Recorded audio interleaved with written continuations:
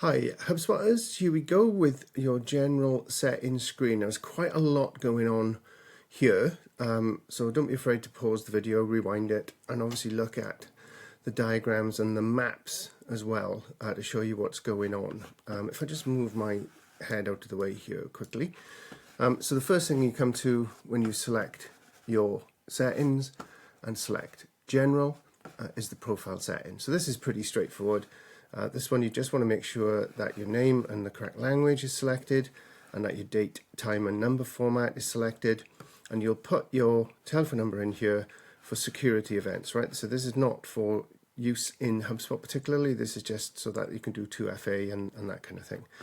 And then choose a home page. So when you land on HubSpot for the first time, or when you click this little sprocket here in the top corner, you'll go to your HubSpot homepage. I've selected that to be contacts, so I go to the contacts page. Okay, so the next tab is the email tab.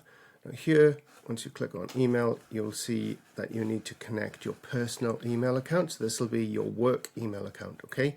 It'll either be a 365 account, Microsoft, or a Google account. And you just check the button, follow the instructions, and it's really easy and straightforward. It'll connect. You can also switch on inbox automation in order to make sure that HubSpot can do all the things it needs to do. You can add email aliases and edit your email signature here. And if you want to, you can include an unsubscribe link just by checking on the box there. I leave it off for various reasons, but your business may have a rule around that you need to adhere to. Now, really useful, here's never log. Any address that goes in here, a domain or an email address, so a domain would be realinbound.co.uk for instance, that means that emails coming from that account, those URLs, will not be logged in HubSpot, okay? So that's how you get rid of those email addresses that you don't want to log. Now, you can do it for yourself, or you can do it for everybody, so you can stop emails being logged for everybody by clicking on email login settings there.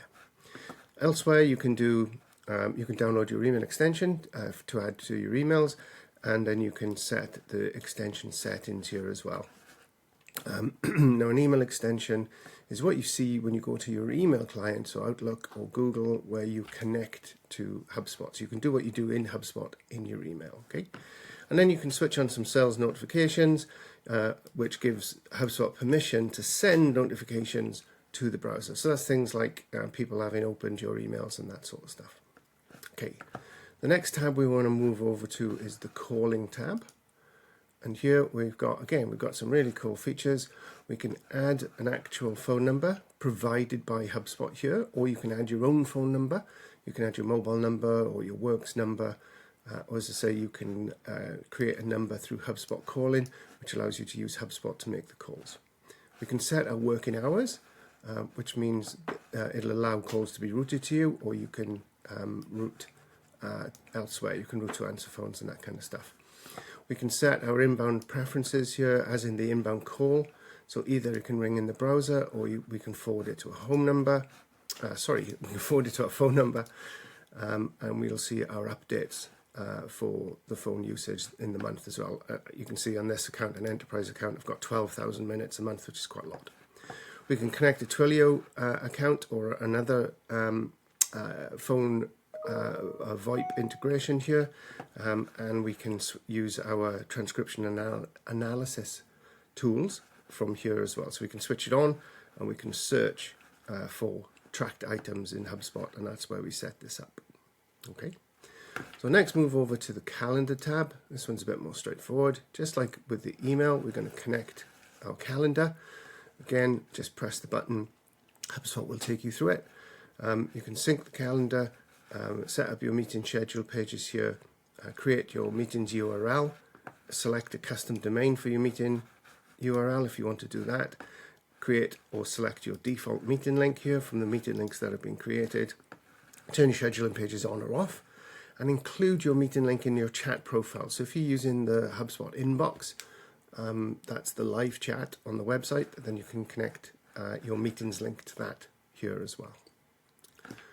On the tasks side of the things, all we're doing really is setting the default for what we want to come up when we create a task. So mine is, everybody is defaulted to 3 business days. You can make that a week or 2 business days or whatever. You can change the due time to whenever you want it to do, and you can set a reminder or not by default. Okay, so you'll also have the option to configure this when you create a task, but these are the defaults. You can also set yourself follow-up tasks to get prompted every time to make a follow-up task, which you may want to switch off because it is a bit annoying, or get prompted to create a task every time you disqualify a lead, for instance. We'll just hop over to the security tab here. And now in security, we've got lots of things that you probably will never really want to touch, but you can reset your password here. You can set that trusted phone number. That's what helps you with 2FA and that kind of thing, or delete your trusted phone number. Switch on your 2-factor authentication, reset your session, and log out of all sessions, or remove yourself from the account, or delete your whole user account, all from here, from the security setting. And that's it. That's general. So quite a lot going on there to set your profile up, make sure that's okay. Most importantly, though, is to connect email, calling, and calendar to make sure you can use the tools. Thanks, guys. Hope that helps. Bye-bye.